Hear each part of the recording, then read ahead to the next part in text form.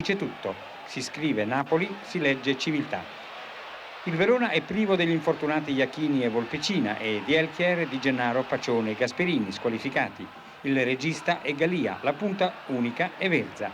Volpati rinuncia al suo incarico di propulsore per controllare Maradona, con i piedi al San Paolo ma la testa già a Buenos Aires. È inevitabile che i gialloblu perdano, solo Bagnoli non si rassegna. Chiaro, perdere anche se sai che non puoi fare la partita come avresti voluto, spiace sempre. Certo, E a nessuno piace perdere, comunque l'1-0 è un aerogol di Bagni che festeggia così il suo rientro in squadra. Ha un bel correre questo Verona, Careca fa disperare Fontolan, l'altissimo Bonetti ha difficoltà a fermare Giordano, persino Lenica riesce a dialogare in avanti ed a concludere alla Vialli, ma Giuliani è più esperto del suo collega svedese. Gli va male la prima volta, ma Alessandro, il grande, è alto 1,88, ci riprova e suggerisce il gol del 2-0 con perfetta regia di Careca ed esecuzione di Giordano. L'euforia degli azzurri e dei tifosi potrebbe prolungarsi in vista di una possibile goleada ed invece l'autorete di Bagni smorza momentaneamente gli entusiasmi. Garella è incolpevole. A rinfocolare speranze ci ripensa Careca nei secondi 45 minuti e meriterebbe maggior fortuna.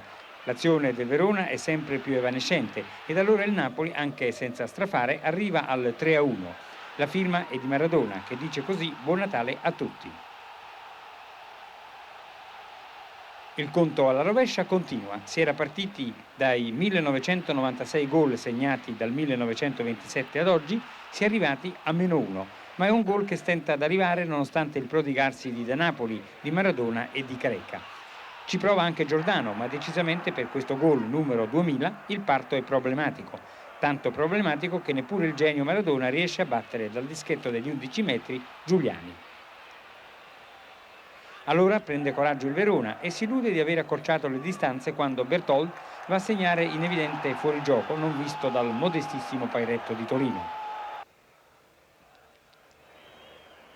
L'illusione dà ancora carica ai gialloblu ed è l'ultimo fuoco che Garella spegne con i piedi.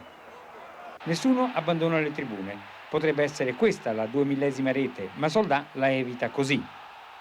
E l'arbitro lo punisce così. Poi finalmente il razzo va in orbita, il via lo dà Renica, la partenza Careca, lo sparo è di Giordano. Rimarrà nella storia questo gol e neppure lo sapeva. Vorrei dire che rimarrò nella storia del Napoli. Sono contento che questi gol così importanti appunto per rimanere nella storia del Napoli e anche perché possiamo bissare lo scudetto dello scorso campionato. Credo che adesso potete veramente cominciarci a credere seriamente, no? Noi ci crediamo, però ci sono anche gli altri. E concludiamo anche con questa partita di oggi. Peccato che tu non abbia segnato il gol numero 2000, ci ha pensato Giordano. Però sei stato facile profeta perché la vendetta l'avevi prevista e c'è stata. Sì, anche perché il Verona è sempre una squadra che con il Napoli sempre ha giocato una grandissima partita là a Verona. Per quello volevamo vincere questa partita oggi.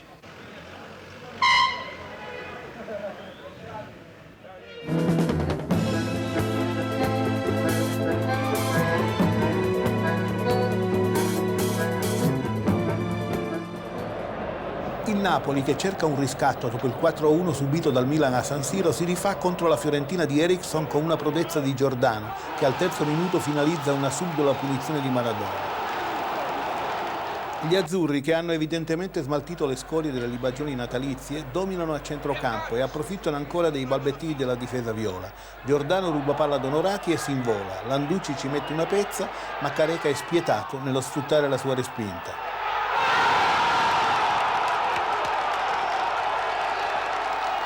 Il 3-0 arriva con una prodezza balistica di Maradona dallo stesso lato del campo dove gli azzurri hanno costruito il loro dominio.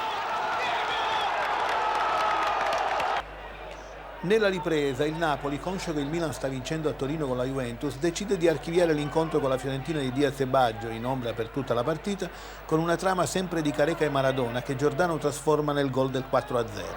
Il gol numero 2008 della storia della società. Maradona e compagni mantengono così 3 punti di vantaggio in classifica su Milan e Sampdoria.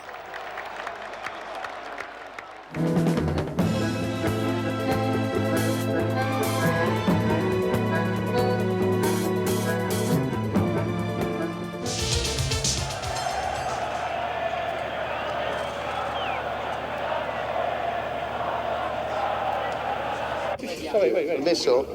Bosco, venga. Non ti danno permesso. Venga, che c'è Bianchi. C'è Bianchi, una stretta di mano mi sembra importante. Bianchi, venga fuori. E sempre l'ha detto. Che ha detto? Non ti posso dire prima.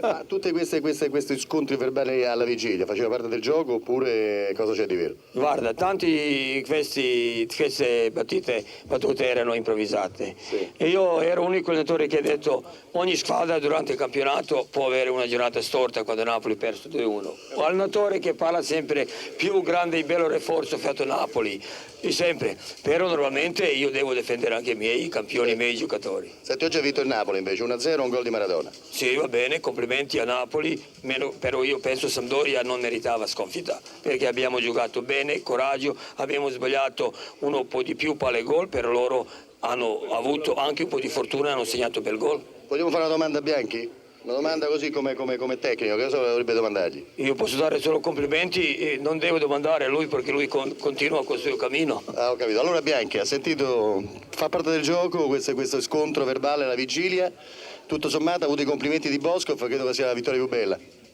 Ma la vittoria più bella cosa sono? I complimenti di Bosco o la vittoria? Credo che tutto sommato tutte e due, no? Io indubbiamente Bosco è un personaggio molto curioso, simpatico per quello che dice. Spesso e volentieri lo fa per caricare i suoi, ma almeno nei miei confronti è talmente vivace e simpatico che spesso carica anche noi. Senti, sei un po' risentito mi sembra Bianco, ormai ci conosciamo da prima dello scudetto. Una partita che sentivi molto evidentemente. Sono risentito. Sì, evidentemente anche questa parola tutto sommato con Bosco è andata al di là del seminato secondo te. Ma evidentemente sei un ottimo psicologo tu per capirmi in questa maniera. Ormai ti conosco. Ma non condivido assolutamente. Allora per la partita? Per la partita è stata una partita battagliata molto bene dalle due squadre e condivido con quello che ha detto Bosco perché sono state due squadre che hanno giocato palla su palla, poteva vincere l'una e poteva vincere l'altra. Pochi minuti al termine della partita più attesa della domenica. Calcio di punizione di De Napoli, lievissimo smarrimento della difesa sandoriana e palla a Maradona che rapina con destrezza la Sampdoria con questo gol. È stato l'episodio che ha deciso questa Sampdoria-Napoli, una partita condizionata dal tempo, freddo, pioggia e vento e dalle condizioni del campo al limite della praticabilità, tanto che non possiamo non chiederci perché nessuno dei due capitani abbia chiesto durante l'incontro una verifica all'arbitro. Ma forse, dopo 85 minuti combattuti, lo 0-0 stava bene a entrambe le formazioni. La Sampdoria, soprattutto nel primo tempo, può rivendicare miglior gioco, supremazia a centrocampo e due occasioni, entrambe mancate da Vialli. Lo stesso Vialli nella ripresa ha avuto la palla più limpida, si fa per dire, in questo campo. Per segnare Magarella ancora una volta si è opposto con fortuna e bravura. E siccome nel calcio spesso alle occasioni perse dall'una si impone la grande occasione per l'altra, questa volta Maradona non ha fallito nell'unica azione vera d'attacco del Napoli, azione pur nata da un calcio di punizione. Allora Diego, un lampo nel buio, un gol che ha dato una vittoria importante a questo Napoli. Credo che abbiamo giocato alla pari con la Sampdoria e non lo so, si è meritato o no, 2 punti volano al Napoli. Ecco, per quanto riguarda la partita, il campo, le condizioni, tutto regolare? Non si poteva giocare al calcio praticamente, però abbiamo cercato di buttare la palla in avanti e andare indietro della palla perché di più non si poteva fare. Soddisfatto? Oltre che elegante, vedo. No, no, a me è piaciuto oggi la grinta che ha messo in campo tutto il Napoli, per quello credo che abbiamo fatto una grandissima gara con una Sampdoria che ha tanta forza, ma quando va in avanti c'è qualche problema. Il discorso mai Napoli-Milan secondo te, Diego? Ma no, il discorso continua aperto anche per la Sampdoria perché noi teniamo partite difficili come il Milan, non è che il campionato è chiuso. Un messaggio ai napoletani? No, voglio dedicare questa vittoria al presidente Ferlaino che non credeva in noi, me l'ha chiesto la domenica scorsa, le ho detto che io le dedicavo questa vittoria, per fortuna si è dato. Grazie Diego.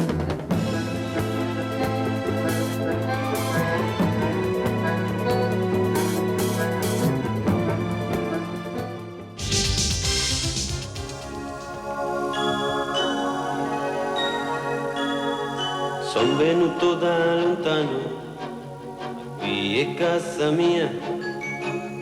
Già te conoscevo Napoli, seconda mamma mia.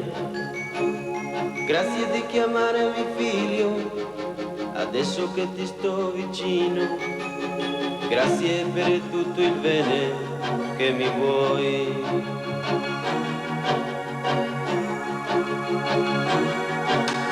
Io sognavo sempre Napoli, ma non ti ero vicino. Tu hai sempre avuto un posto qui nel cuore mio. Quando mi hai chiamato per curarti le ferite, un guerriero hai trovato per combattere. Tutti insieme ti vogliamo ringraziare per la fede che non si spegne mai. Napoli, Napoli, Napoli, ti regaliamo il tricolore. Napoli, Napoli, Napoli, sempre grande resterai.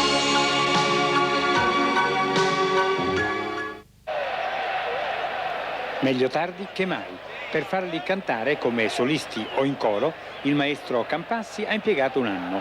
Canta il Napoli e cantando cantando va in gol con Carecao Meravigliao e Maradona. Non impensierisce Rizzitelli, giovane emergente della nazionale di Vicini, mentre preoccupa il portiere Rossi, quel romano neo-azzurro che non si limita a fare il regista ma anche l'attaccante. Il primo gol trova impreparati tutti, difensori ed anche giornalisti. In disputa la paternità della rete, Careca o Maradona. Proviamo a rallentare l'immagine dal basso per vederci meglio. A noi sembra di Careca l'ultimo tocco e il brasiliano non smentisce negli spogliatoi. Sì, sem dúvida. Uma jogada bellissima di Maradona e o pallone è stato pingato na frente, do palo e antecipato do zagueiro e fatto un gol. La partita potrebbe promettere molto di più dopo un inizio così folgorante e specialmente con 6 nazionali 6 in campo, da Francini a Ferrara, da Bagni a Romano e De Napoli, tutti in partenza per Coverciano assieme alla punta Cesenate. Ma più che il risparmio di energie si fanno sentire nelle gambe le 2 partite con la Sampdoria e la Fiorentina, sicché quando è il momento di darci dentro può capitare di avere il piede fuori calibro. Il Cesena, perfettamente orchestrato da quel super regista che è Di Bartolomei, procura molti grattacapi in avanti dove si muovono bene sia Rizzitelli che Lorenzo. Il Napoli subisce e rischia. Rischiano anche gli ultras, ai quali il loro capo, per la poca partecipazione sonora, elargisce a piene mani randellate con lunga pertica. È il momento peggiore della partita e Paparesta di Bari non lesina munizioni per falli che ritiene non proprio ortodossi. Maradona ogni tanto si ricorda di essere il capocannoniere e ci prova, ma chi gli restituisce il favore è Careca, che offre la palla del 2-0, ottimamente amministrata da Diego, che va a segnare niente di meno che con il piede destro. Ammutolisce lo stadio quando, nella ripresa, un effetto ottico fa pensare che Garella sia stato battuto. La girata di Lorenzo accarezza la rete ma solo dall'esterno. È sempre il Cesena comunque la squadra più veloce in campo, così le estemporanee fughe di Maradona e Giordano procurano ampio sollievo a Garella e compagni. Ferrario, 300 partite in azzurro, gioca bene e quando il giovane Rizzitelli gli sfugge lo ferma come può. Ma anche i romagnoli sanno chiudere bene i corridoi creati dall'estero dell'argentino e con Giordano attivissimo sia avanti che indietro. Anzi, merita applausi quando cava dal suo repertorio questa piroetta che manda a gambe elevate Cuttone per offrire alla corrente Diego il pallone del possibile 3-0. Ci mette una pezza Leoni. Gli ultimi fuochi degli azzurri sono all'insegna dell'altruismo. Careca potrebbe tirare, invece invita al gol Giordano. Giordano lascia Romano che non si fa pregare. La palla vola di una spanna sopra la traversa, forse è deviata. Gli ultimi spiccioli di partita vedono in campo anche Filardi e Carnevale. Per loro, negli spogliatoi, non ci saranno i rimproveri di Bianchi. Diego, mi sembra che tu stia facendo sul serio per questa classifica dei cannonieri, segnato anche oggi, e il tuo più pericoloso avversario diventa Careca addirittura. Polster non ha segnato? Mi piacerebbe che siamo tutti lì, quelli del Napoli, perché così facciamo una squadra forte. E il merito è tutto della squadra, sì, Careca e Maradona segnano perché oggi non abbiamo fatto una grandissima gara, però credo che siamo stati più bravi del Cesena, che è una buona squadra. La Sampdoria ha pareggiato, il Milan però ha vinto. Sì, ma ha vinto anche il Napoli. Ha vinto anche il Napoli, certo. E noi, si finisce così il campionato, arriviamo prima noi.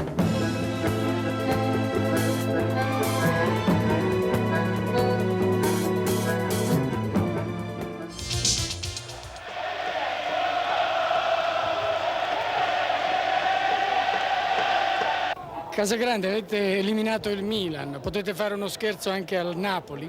Bom, a squadra di Ascoli gioca bene qua in Ascoli. Io aspetto che questa partita vince Ascoli, è che io aspetto perché per noi è importante. Bagni, l'anno scorso vinceste lo scudetto qui.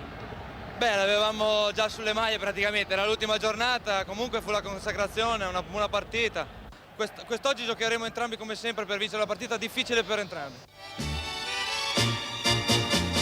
Prego, vuol ballare con me? Balli se ha coraggio. Grazie. Preferisco di no. Di no.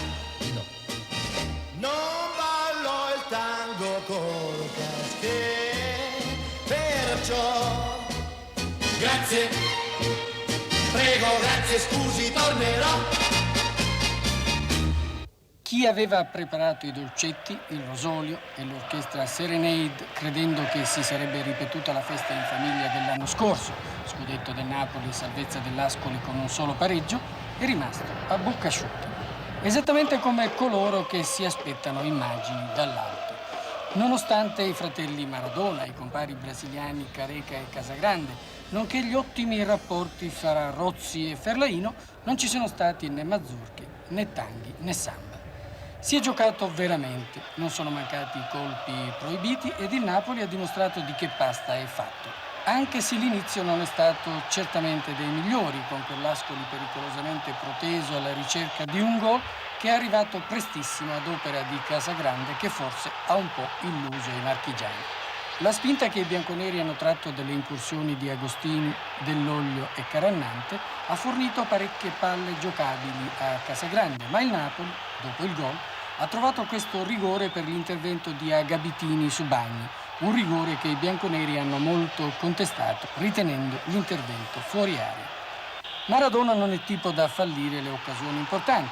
Già, Maradona, Careca e Giordano, 3 goleador per un Napoli marchione che sa sfruttare alla perfezione una palla che Garella ha appena respinto. Careca ha portato avanti da maestro del contropiede l'azione e dopo aver fatto fuori tutti ha avuto il felice intuito di affidare la palla a Giordano, 2-1.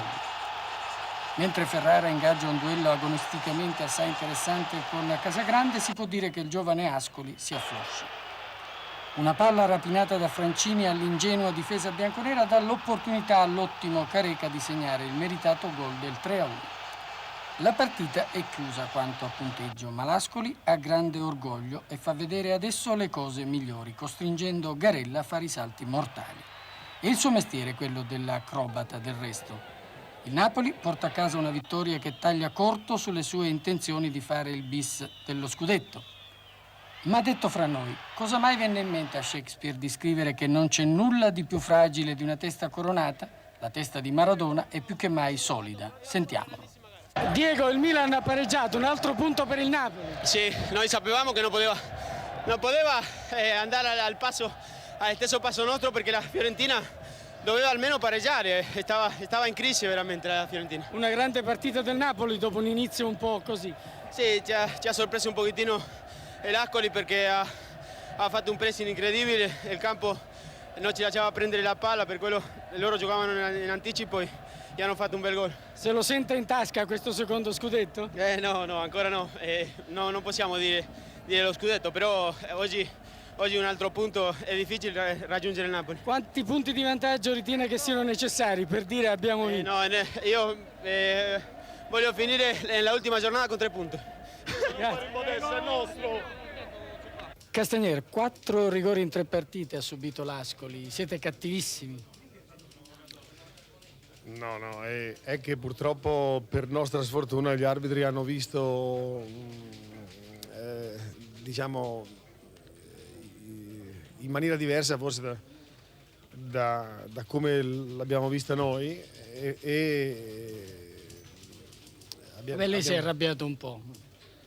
Beh, mi sono arrabbiato perché a mio parere dalla mia panchina il rigore non c'era. Direi che il rigore regalato ha sicuramente facilitato il Napoli, che ha raggiunto il pareggio dopo appena 3 minuti dal nostro gol, e su una respinta di Garella coi piedi davanti alla porta è nata poi l'azione del secondo gol del Napoli. Direi che il Napoli è stato bravissimo a sfruttare le occasioni che ha creato, perché io non ricordo di parate fatte dal nostro portiere, ha probabilmente realizzato quasi il 100% delle azioni che ha creato, mentre invece noi abbiamo spinto parecchio durante tutta la partita senza raccogliere diciamo quello che forse avremmo meritato.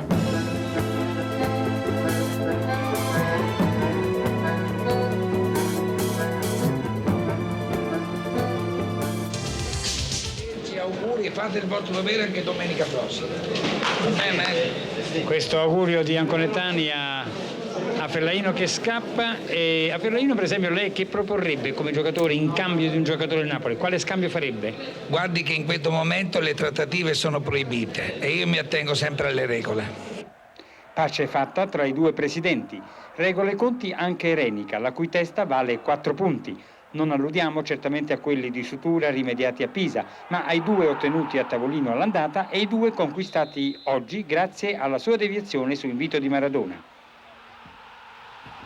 Ma sono contento soprattutto perché è il primo che realizzo in campionato, anche abbastanza importante direi, perché ha sbloccato una partita difficile e oltretutto mi sembra abbastanza bello. Che Giordano abbia la mira poco precisa lo si intuisce subito quando va a stampare il pallone sulla traversa a portiere letteralmente fuori causa, e altre volte dimostrerà di avere il piede fuori calibro. Senza Paciocco, Elliott e Facenda, il Pisa del Graziato Materazzi fa la sua bella figura contro un Napoli che in 90 minuti sciorina poche azioni da manuale calcistico ed esalta poco. E poi, paragoni con Zenga a parte, questo Nista dimostra di avere intuito, piazzamento e tempestività nelle uscite. Il rientro di Dunga si fa sentire non solo sui tiri di punizione, ma anche in un certo gioco di propulsione ordinato e razionale. Ma se Nista è stato con il terzino Lucarelli tra i migliori in campo per il Pisa, anche Garella si è fatto applaudire, addirittura esibendosi con bello stile. La ripresa si apre ancora all'insegna del numero 1 napoletano, peccato che a tanta bravura non corrispondano altrettante conclusioni a rete dei compagni d'attacco. Materazzi ha la sensazione a questo punto che il pari possa essere risultato raggiungibile ed allora leva Bernazzani ed affianca al solitario Piovanelli Cecconi. Qualcosa cambia, ma sul tuffo del centravanti pisano la difesa azzurra risponde così. Il dubbio c'è. Chi ha evitato il gol, Garella o un terzino? È lo stesso Garella a dircelo.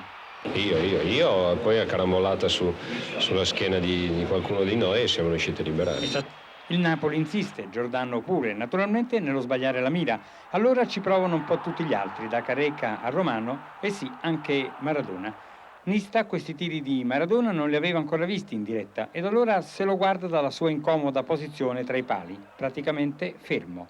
È il 2-0, ma dura solo 60 secondi l'euforia. L'autogol di Filardi mette addirittura paura perché sul 2-1 può succedere di tutto. Ed allora Diego si impegna a fondo, offre a Giordano la palla del 3-1 che finisce sul fondo per una deviazione di Cavallo. Poi lui stesso tenta di battere ancora Nista, ma è Nista che lo abbatte. Protesta Diego, ma solo in campo. Negli spogliatoi non replica. Diego, è importante vincere, che il Napoli vinca, ma è importante anche che Maradona continui a segnare e consolidi questo suo primato in classifica. Ma sì, però non è tanto importante fare gol. Qui possiamo fare gol tutti quanti. E io ho dimostrato oggi che al darle un passaggio a Bruno, potendo calciare io, così dimostro che la squadra è unita la squadra può giocare in 11, non solo dipende da Maradona o del capocannoniere. Infatti, resta però adesso solamente un discorso aperto con il Milan, mi sembra. La Roma pareggiata in casa si allontana ancora di più, c'è solamente questo duello Napoli-Milan, o no?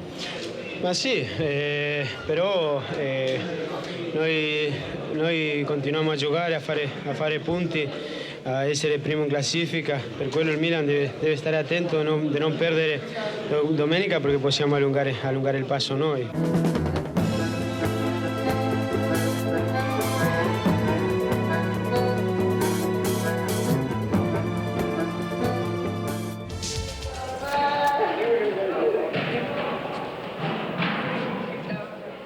Papà, segni un altro gol? Dai, segnalo per me. È Dalmita a chiederlo e papà Diego promette.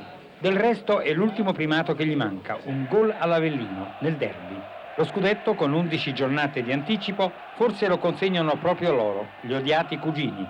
Ma ad andare a rete non sarà soltanto Maradona, segnano tutti gli uomini di vicini, da Francini a Romano a Renica. Ah sì, Renica.